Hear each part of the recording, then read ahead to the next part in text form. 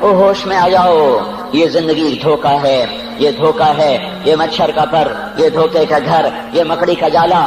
چڑھتا سورج مت دیکھو، ڈوبتے سورج کو دیکھو، دیکھتے نہیں اور صبح کی رانائیاں وہ ابھی اپنا نشہ اتار نہیں پاتی کہ ایک دم مغرب کا افق ان کو دبوچ کر ساری رونق کو چھین لیتا ہے اور اس کی رونق کو اندھیروں میں بدل دیتا ہے، دن کی چمک دمک کو سیاہیوں میں بدل کر رات آنے والی، شام آنے والی، ڈوبنے والا سورج وہ پکار پکار کے کہتا ہے یہ دھوکے کا گھر ہے، اس کے چکر میں نہ پڑنا۔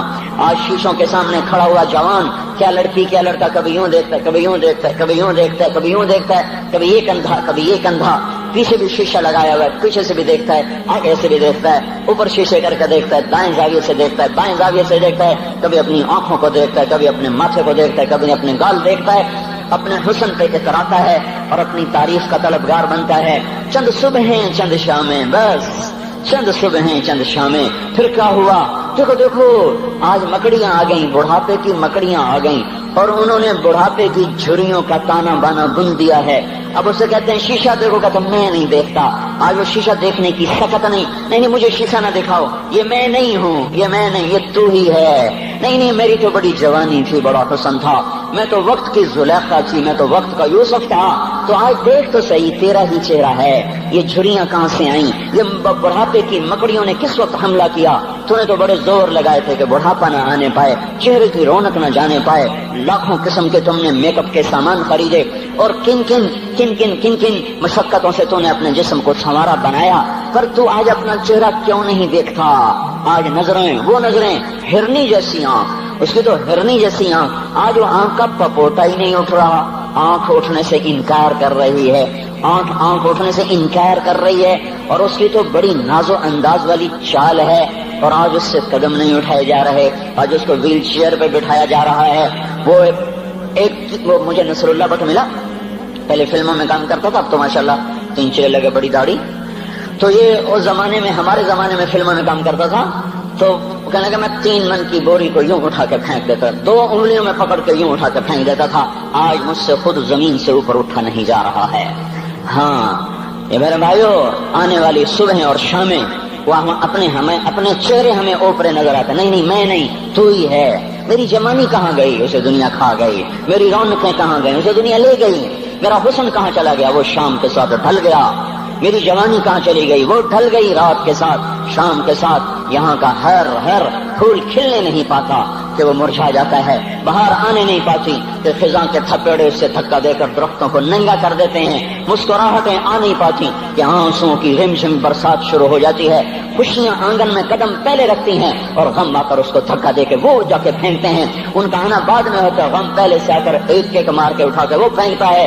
کہیں شادیوں کے نغمے نہ سنا کرو، جاؤ رونے والیوں کے نوحے سنو، ناچنے والیوں کے گانے نہ سنو، بین کرنے والیاں ان ماؤں کے بین سنو جن کے جوان لال ان کی آنکھوں کے سامنے میت بن کے پڑے ہوتے ہیں، ان عورتوں کے نوحے سنو جن کے جوان خامن ان کے سامنے چھوٹے چھوٹے بچے چھوڑ کے جا کر قبر کے کا سفر شروع کر رہے ہوتے ہیں، ان باپوں کے جا کر ان کی غم گیز داستانیں سنو میرے بھائیو، جن کے جو خود کہتے تھے یا اللہ مجھے موت دے دے، وہ بیٹھا سسک رہا ہے اور جوان بچہ کندھوں پہ اٹھا کر وہ جنازہ قبر میں لے جایا جا رہا ہے۔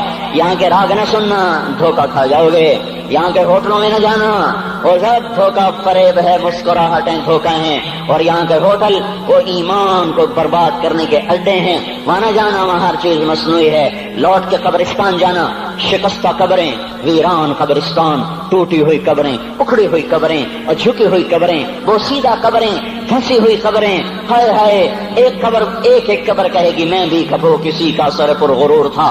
میں مینی شریف کے قبرستان سے گزر رہا، ایک جگہ فاتحہ پڑھنے جا رہا، میں قبرستان کے درمیان سے گزرا تاکہ قرآن پڑھتا ہوا دائیں بائیں سب کو ایصال ثواب کرتا جاؤں۔ اللہ کی قسم میں نہیں جانتا کون ہے کیا ہے، ایک قبر نے میرے پاؤں روک لیے، اس کی بے بسی نے، اس کی حسرت نے، اس کی بوسیدگی نے، اس کی اداسیوں نے، اس کے غموں نے میرے پاؤں روک لیے۔ میں تو اپنے دھیان میں جا رہا ہوں، میرا اپنا عزیز ہے، میں اس پہ فاتحہ پڑھنے جا رہا ہوں، مجھے نہیں پتا کون مرا ہوا ہے، اور اس کی قبر کی ویرانی نے، بوسیدگی نے، اوئے ہوئے ہوئے، میرے پاس الفاظ نہیں، میں کیسے وہ نقشہ بیان کروں کہ چلتے ہوئے قدم میرے رک گئے اور میں ایسے کھڑا ہو کے قبر کو دیکھنے لگا، اور میں بے ساخ، مجھے یوں لگا جیسے قبر کا ایک ذرہ کہہ رہا ہو ادھر بھی کچھ پڑھتے جاؤ، یہاں کوئی کبھی نہیں آیا، ماؤں کو دفن کرنے کے بعد اولادیں بھول جایا کرتی ہیں، ماؤں کی گود میں برسوں کھیلنے کے بعد پھر یاد میں نہیں رہتا کوئی ماں تھی، باپ کے کندھے پر برسوں سواری کرنے کے بعد یاد نہیں رہتا کوئی ہمارے لیے گھر بنا گیا تھا،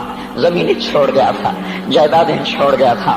وہ ایک محرم میں چلے جاتے ہیں، اگر یہ رسم نہ ہوتی تو شاید کوئی قبروں پہ بھی نہ جاتا۔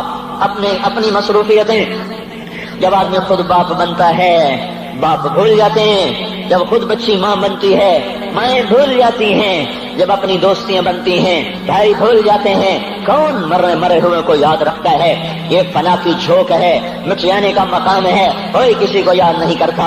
حضرت علی نے فرمایا تھا حضرت فاطمہ کو دفن کرنے کے بعد لكل اجتماع من خلیلین فرقۃ وكل الذی قبل الممات قلیل۔